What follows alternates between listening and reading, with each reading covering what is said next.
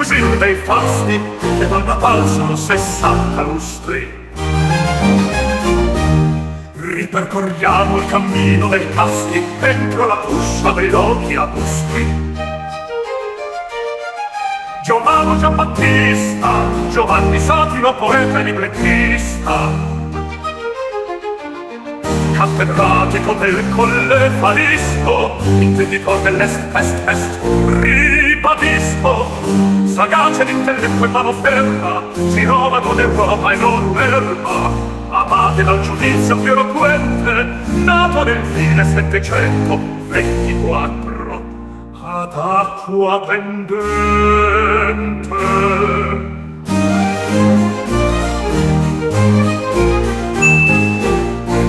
E allora, ciao. Oh, ma tu l'hai studiato bene sto Castri, come Casti. Oh, mi raccomando, non fa una cosa con l'intelligenza artificiale, sta schifezza. Mi raccomando, Casti, è a bando. Oh, bisogna fare una cosa cervellotica, culturale. Ci ha parlato con lo storico. Oh, quello è giovane, ma ci capisce, eh? E poi, lo sai, il mio figlio, com'è, no? Allora calcola che io sta tesina l'ho scritta 20 anni fa. Giovanni Battista Mariano Bartolomeo Casti. Questi ultimi due nomi non li trovi nemmeno su Wikipedia. Lì c'è scritto noto anche come Gian Battista o Giovan Battista. Ma noi sta cosa come la sappiamo? Dall'atto del battesimo. Quindi nasce il 29 agosto 1724. Ora, perché è importante l'atto di battesimo? Mette pace tra Acquapendente e Montefiascone e questa diatriba che c'era. Qui a Montefiascone lui ci ha vissuto, ha studiato e poi ha insegnato qui al seminario davanti a questo meraviglioso lago. Mannaggia il callo, oh, fammi posta performance, lo so che di cultura non ci sei mai, ma guarda un po', guarda qui sto teatro, quanto è bello, oh, c'è pure la carta igienica nei bagni, eh. Nella via che porta il suo nome e anche della pizzeria, poco distante c'è la lapide del palazzo, che mo te la faccio leggere, e questo è il palazzo e la sua casa, e la targa dice qui dove nacque e per 8 lustri visse.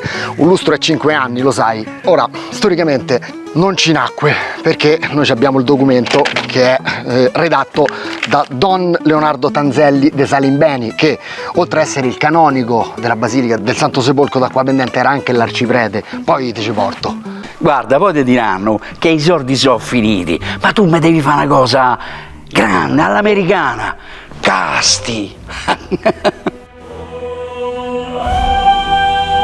Giovan Battista, l'abate cortigiano del secolo dei lumi, appassionato, irrequieto, spirito libero, il grande viaggio alla scoperta delle corti d'Europa, una straordinaria avventura ormai entrata nel mito.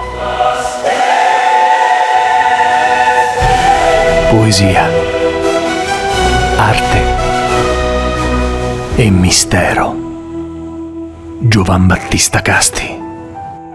Quando vinciamo il bando, e lo vinciamo il bando, se ci dovessero chiedere la fattura, tu stringi, essenziale.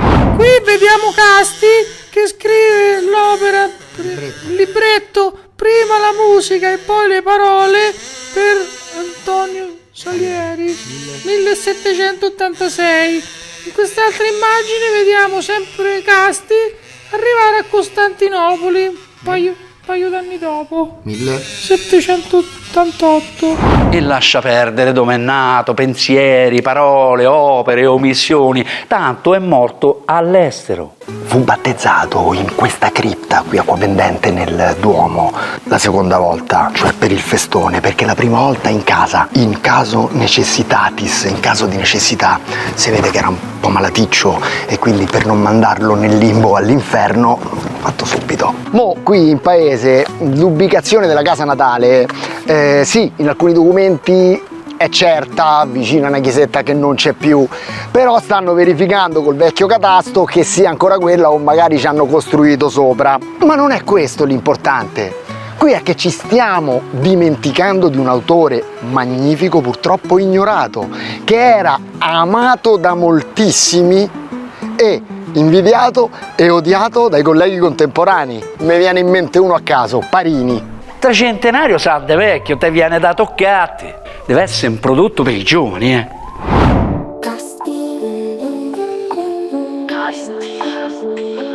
Manzoni ti definì poetaccio e come scrisse Parini di te.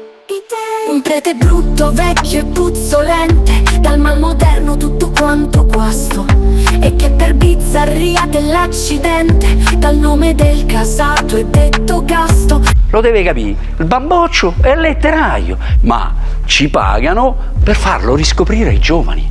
Che scrive dei racconti in cui si sente dell'infame arredi in tutto l'impasto, ed un poema sporco impertinente contro la donna dell'impero vasto, che sebben senza ugolo è rimasto attorno va recitando molesto, oscenamente parlando col naso, che dagli occhi, dal volto e fin dal gesto. Hai capito, no? Una cosetta che ringiovanisce. Spira l'empia lussuria, un media invaso, qual satiro procace e disonesto. Se questo mostro, questo è la delizia dei terrestri numi, o che razza di tempi e di costumi.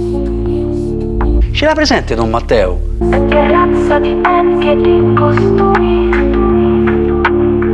Non c'è bisogno che te leggi tutte le boiate che ha scritto, che ha composto, tanto non ci pagano abbastanza. Cioè, qui non stiamo parlando di uno che ha scritto 2 libretti per Paisiello e Salieri, che già andrebbe bene. Solo con le sue novelle galanti, uno straordinario successo editoriale per l'epoca, lui ha ridato vita alle novelle del Boccaccio. Qui non ci stiamo a dimenticare del fornaio della Sgurgola, con tutto il rispetto per chi fa il pane, ma di un sublime mito del 1700.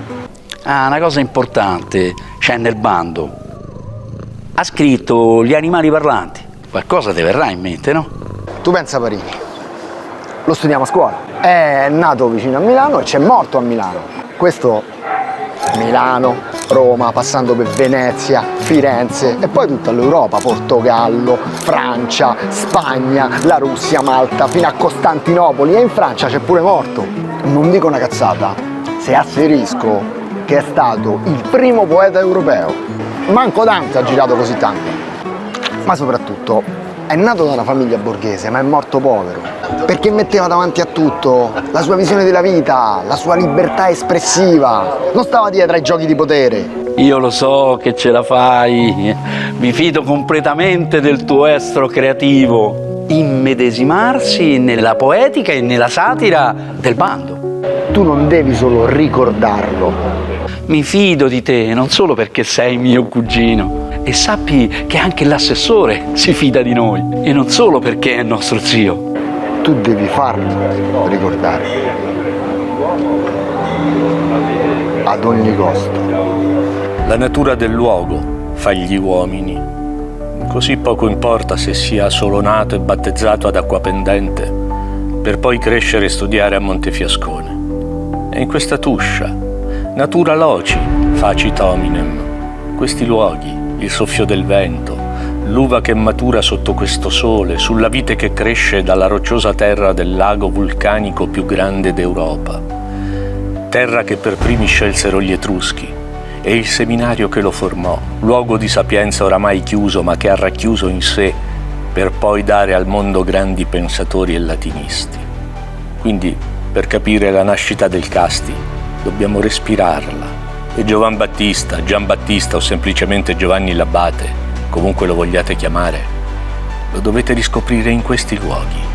Sì, potete visitare la sua casa natia o ovunque essa sia veramente, ma se faceste come lui, leggeste una sua opera, ascoltaste le sue parole, godendone sotto l'ombra di un albero con questa vista, allora lo conoscereste appieno e potreste partire con lui girando in lungo e in largo l'intero stivale, e poi per tutta l'Europa fino a Costantinopoli e infine morire in Francia, comprendendo che la vita, le sue miserie, i suoi intrighi e tutti i suoi sogni va vista con ironia, va scoperta con la leggerezza dello sguardo di un bambino, e anche le cose più grevi possono essere satiricamente ribaltate comprendendo che il canto di un uccellino, il miagolio di un gatto e l'abbaiare di un cane si tramutano in un discorso logico. Dunque un viaggio, come per la musica e per la letteratura, che è mentale. Ed oggi, come 300 anni fa, il viaggio nasce così, cullato dalle placide onde del lago di Bolsena, dove tutto è cominciato, poiché è qui che nasce il Casti. Ma siamo pazzi? Ma proprio così vogliamo ricordarlo? Ma siamo pazzi? Non ci danno un euro, non ci danno una lira! Siamo pazzi! Siamo pazzi! Aspetta un attimo. Sì, il Casti, sì, stiamo parlando di quello, sì. Perché?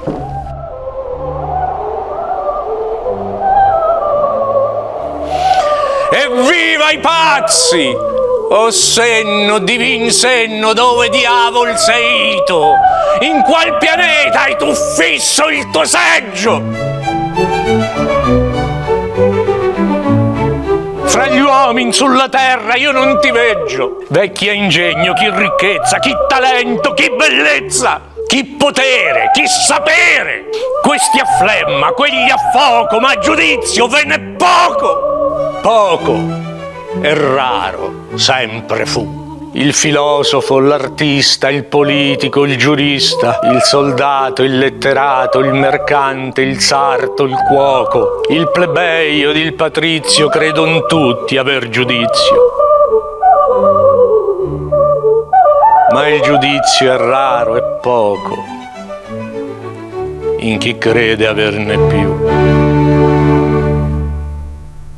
De sto Casti in frega un cazzo a nessuno. Ma mi dicono che c'è il centenario di un certo Puccini. Studiate che ha fatto questo, che fa i soldi veri.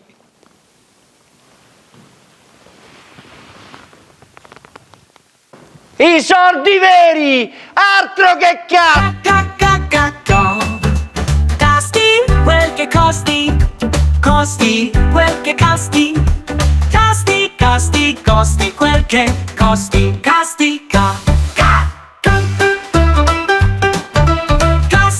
quel che costi, costi, quel che casti, costi, quel che casti, casti, casti, costi, quel che costi, casti, casti, casti, quel che costi.